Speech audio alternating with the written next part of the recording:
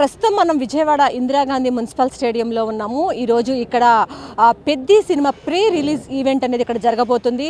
ఆ cinema unit మొత్తం కూడా ఇక్కడికి రాబోతున్నారు. దీంతోపాటు రాష్ట్ర వ్యాప్తంగా ఉన్నటువంటి రామ్ చరణ్ తేజ్ అభిమానులందరూ కూడా ఇక్కడికి పెద్ద ఎత్తున చేరుకోబోతున్నారు. అయితే దీనికి సంబంధించి ఇప్పటికే అన్ని ఏర్పాట్లు కూడా చేస్తున్నారు. అయితే పోలీస్ బందోబస్తును కూడా ఇక్కడ పటిష్టంగా ఏర్పాటు చేయడం జరిగింది. మనతో మాట్లాడడానికి ఏసీపీ దామోదర్ గారు ఉన్నారు. సార్ చెప్పండి, పెద్ది సినిమా అంటేనే రామ్ చరణ్ చూడడానికి చాలా పెద్ద ఎత్తున రాష్ట్ర వ్యాప్తంగా కూడా అభిమానులు తరలి వస్తూ ఉన్నారు. ఇక్కడ ఎలాంటి అరేంజ్మెంట్స్ చేశారు? మేడం, టోటల్గా 20 నుంచి 20 వేల మంది, 20 నుంచి 25 వేల మంది ఈ మన రామ్ చరణ్ ఫ్యాన్స్ వాళ్ళు అటెండ్ అవుతారని ఆలోచనతో బందోబస్తు ఏర్పాటు చేయడం జరుగుతుంది. దాంట్లో భాగంగా ఒక 1000 మందికి ఈ మెయిన్ ఇంపార్టెంట్ పర్సన్స్కి గెస్ట్స్గా వాళ్ళు ఇన్వైట్ చేసుకున్నారు. అది కాకుండా మనకి సెలబ్రిటీ పాస్లని ఒక 5,000 మందికి ఇచ్చారు. అదేవిధంగా ఎంఐపీ పాస్లు అని చెప్పి ఒక 5,000 మందికి ఇచ్చారు. అదేవిధంగా మనకి వివిఐపీ పాస్లు అని చెప్పి ఒక 5,000 మందికి ఇచ్చారు. సుమారుగా గ్రౌండ్లో ఒక 17,000 నుంచి 20,000 మంది వరకు మనకి ఉండటానికి, ఫ్రీగా ఉండటానికి ఆస్కారం ఉంది. దాని తగ్గట్టు కూడా ఏర్పాటు చేస్తామన్నారు. మనం దాని తగ్గట్టు బందోబస్తు కూడా పార్కింగ్ ప్లేస్ కానివ్వండి, లోపల గేట్స్, తర్వాత ఎంట్రీస్ దగ్గర, ఈ గ్యాలరీస్లో ప్లస్ ఇవన్నీ కూడా పర్ఫెక్ట్గా బందోబస్తు మనం ఏర్పాటు చేసుకుంటున్నాం.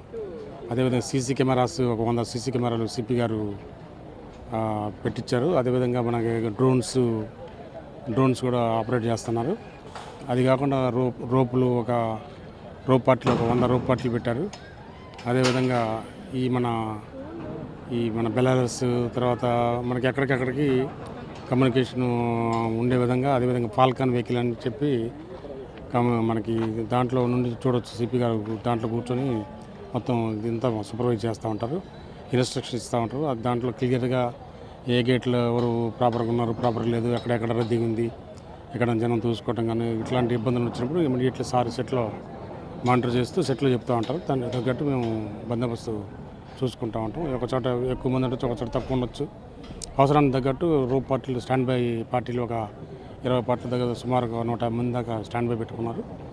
దాన్ని బట్టి మనం ఎక్కడ అవసరం ఉంటే అక్కడ వాడుతూ ఉంటాం. అదేవిధంగా అంబులెన్స్లు, తర్వాత మెడికల్ క్యాంపు 2 క్యాంపులు పెట్టారు. అంబులెన్స్ ఒక 4 అంబులెన్స్ పెట్టారు.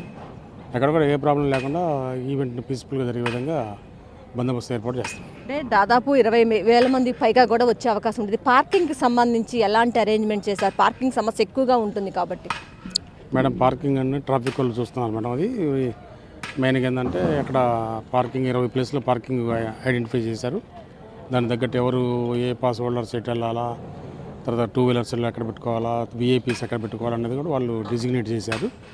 ఆ డిజిగ్నేట్ అయిన ప్లేసులలో వాళ్ళు వెళ్ళిపోయి అక్కడ పార్కింగ్ చేసుకొని ఇక్కడ గ్రౌండ్కి వస్తారు. అంటే ప్రధానంగా ఈ పాసులు ఉన్న వాళ్ళ వరకే లోపలికి రాణిస్తారు. అభిమానులు రాష్ట్ర వ్యాప్తంగా కూడా చాలా పెద్ద ఎత్తున వస్తారు కాబట్టి కొంతమంది దగ్గర పాసులు ఉండవు, కానీ లోపలికి రావడానికి ప్రయత్నం చేస్తూ ఉంటారు. అలాంటప్పుడు ఎలాంటి బందోబస్తు చర్యలు చేపట్టారు? అలాంటి వాళ్ళకి వెళ్ళో ఉందా అసలు? అంటే మేడం, ఇప్పుడు దీనికి మెయిన్గా ఏంటంటే మనకి వాళ్ళు ఇచ్చిన పాసుల ప్రకారం రామ్ చరణ్ కాబట్టి ఇటు చిరంజీవి, అటు పవన్ కళ్యాణ్ ఫ్యాన్స్ వాళ్ళందరూ ఉంటారు కాబట్టి గ్రౌండ్ ఆటోమేటిక్గా నిండడానికి ఆస్కారం ఉంటుంది. సిచ్యువేషన్ బట్టి ఈ గ్రౌండ్ కెపాసిటీని బట్టి మేము ఎలా చేస్తాం. అందుకని బయట ఏం చేశారంటే ఈడు స్ట్రీట్లో కానివ్వండి, ఇటు మన వాటర్ ట్యాంక్ రోడ్లో కానివ్వండి, ఈ క్యాంప్స్ మన పెద్ద పెద్ద LED స్క్రీన్స్ పెట్టారు. బయట నుంచి కూడా వాళ్ళు చూడవచ్చు. మనకు ఒకసారి గ్రౌండ్ బాగా టైట్ అయిపోయి ఇబ్బందికరమైన పరిస్థితి ఉంటే అన్ని గేట్లు కూడా క్లోజ్ చేయించుకొని దాని ప్రకారం ప్రాబ్లం లేకుండా బందోబస్తు చేస్తాం. Thank you sir.